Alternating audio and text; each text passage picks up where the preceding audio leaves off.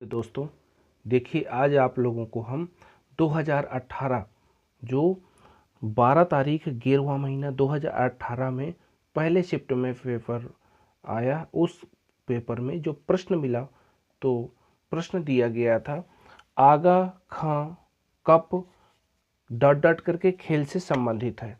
जैसे ये दिया हुआ है डॉट डॉट करके खेल से संबंधित है।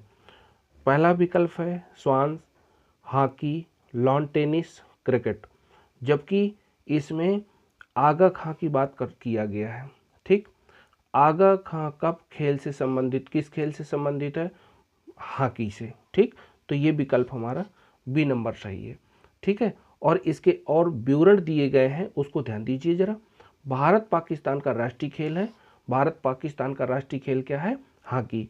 और भारत में 1928 से 1956 तक हॉकी ओलंपिक विजेता रहा है, और भारत अंतिम बार मॉस्को ओलंपिक में स्वर्ण पदक हॉकी में प्राप्त किया। ठीक है, 1980 में।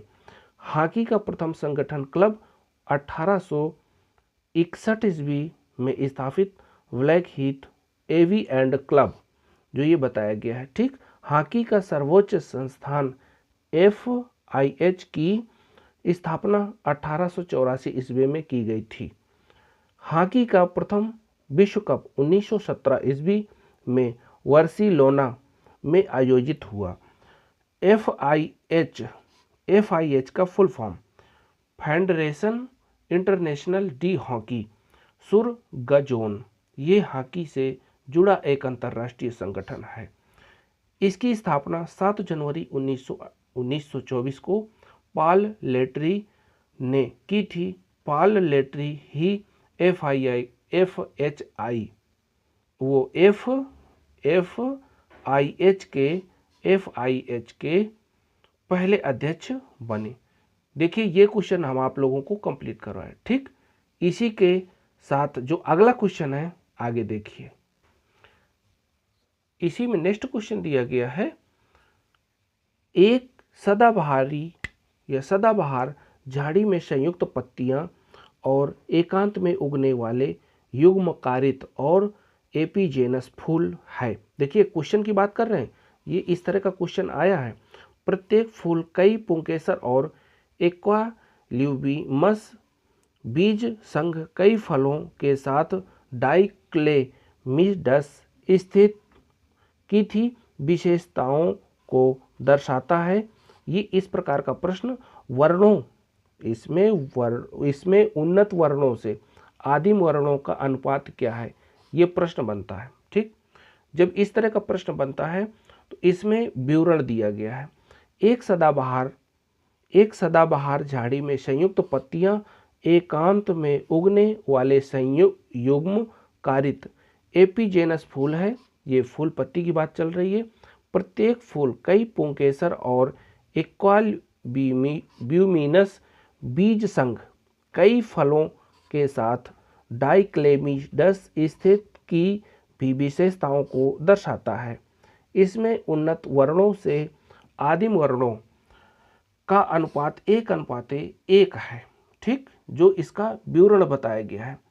इसके बाद दिया गया है जीवधारियों। देखिए, जीवधारियों में जो लक्षण प्रत्यक्ष रूप में दिखाई पड़ते हैं उसे फिनोटाइप कहते हैं। जो लक्षण दिखाई पड़ते हैं उनको फिनोटाइप कहते हैं। जीवधारी के आनुवंशिक संगठन को उसका जीनोटाइप कहते हैं। ठीक, ध्यान दीजिए जरा।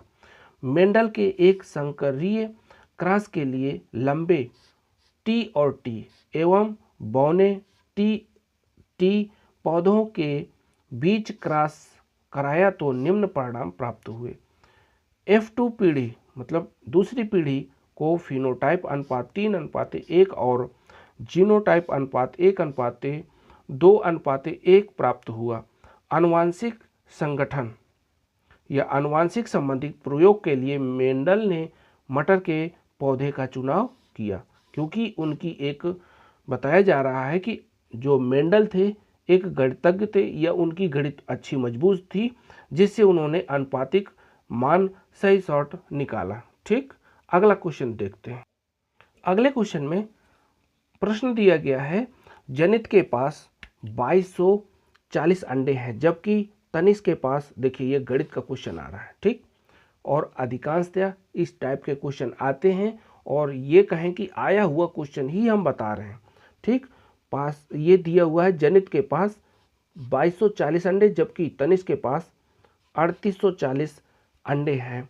किसी कार्टन में अधिकतम कितने अंडे इस प्रकार रखे जाएं कि जिससे कोई अंडा बाहर न टूटे या छूटे और ना ही कोई जगह खाली बचे, साथ ही जनित और तनिष्क को उपयोग करने में भी आसानी हो। इसको करेंगे क्या, हम इस तरह फैक्टर कर लिया, ये तोड़ दिया, ठीक है, छोटे छोटे खंडों में तोड़ के, और उसको इस प्रकार रख लिया, ठीक है। 2240 दिया हुआ है, 2240 को छोटे खंडों में तोड़ा, 3840 दिया है छोटे खंडों में तोड़ के। अब इसका उभयनिष्ठ मासा ले लिया। उभयनिष्ठ का मतलब है कि जो इनमें दोनों में जो संख्या मिले, जैसे 2 मिल रही है, 2 मिल रही है, ठीक है, 2 इसके बाद 2 इसके बाद 2, यहाँ तक पहुँच गए, और हमको क्या प्राप्त हो रहा है, ये 5, ठीक है, 5। अब इन सारी संख्याओं को लिख के और इनका गुणा करवा दिया, जो संख्या उपलब्ध हुई 320, जबकि उसमें विकल्प दिया होगा, ठीक, विकल्प दिया है 320, ठीक, ओके। अगला क्वेश्चन देखते हैं।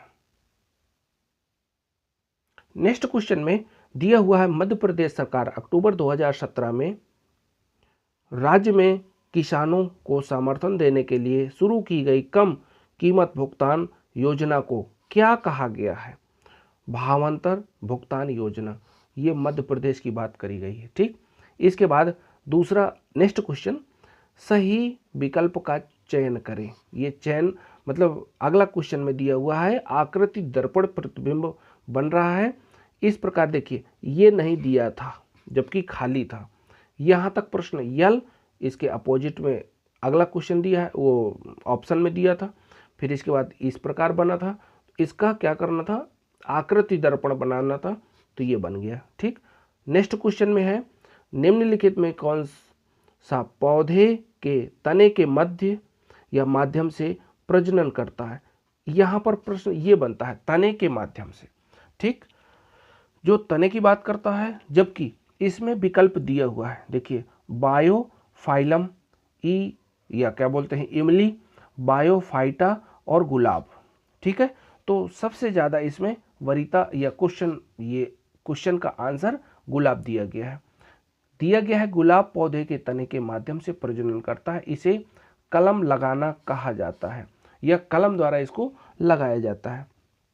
क्लोनिंग प्रणाली प्राचीन काल से प्रजनन की लोकप्रिय विधि रही है। क्लोनिंग प्रणाली, इसमें से देखिए ध्यान दीजिए, जो तने के माध्यम से प्रजनन करता है या कराया जाता है उसको क्लोनिंग प्रणाली कहते हैं, ठीक। इसके बाद प्रजनन कलम प्रणाली से आम, नींबू, कटहल आदि वृक्षों को भी लगाया जाता है, ठीक। इसके बाद क्लोनिंग विधि से आज चिकित्सा के क्षेत्र में महत्वपूर्ण उपलब्धि हासिल किया जा रहा है।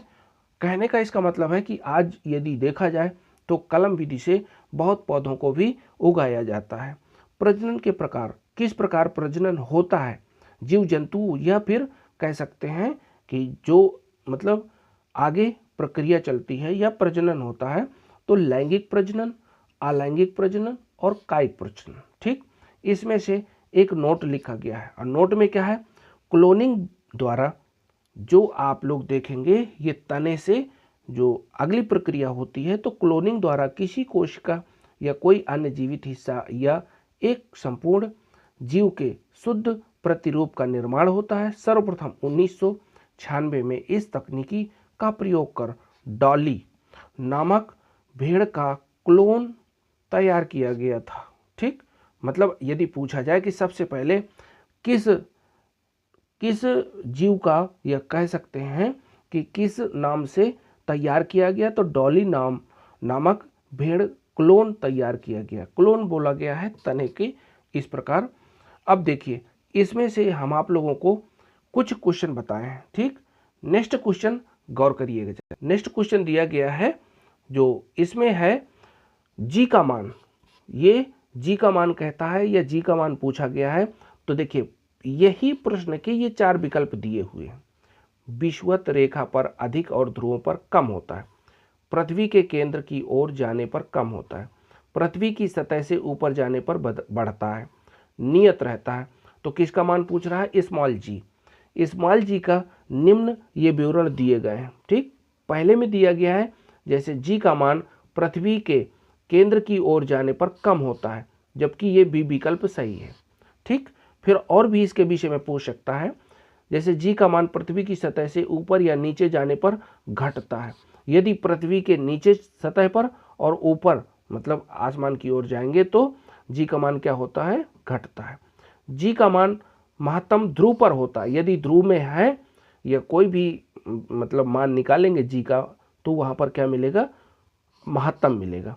ठीक है, जी का मान न्यूनतम विषुवत रेखा पर होता है। ठीक है, पृथ्वी के घूर्णन गति घटने या जी का मान बढ़ता है।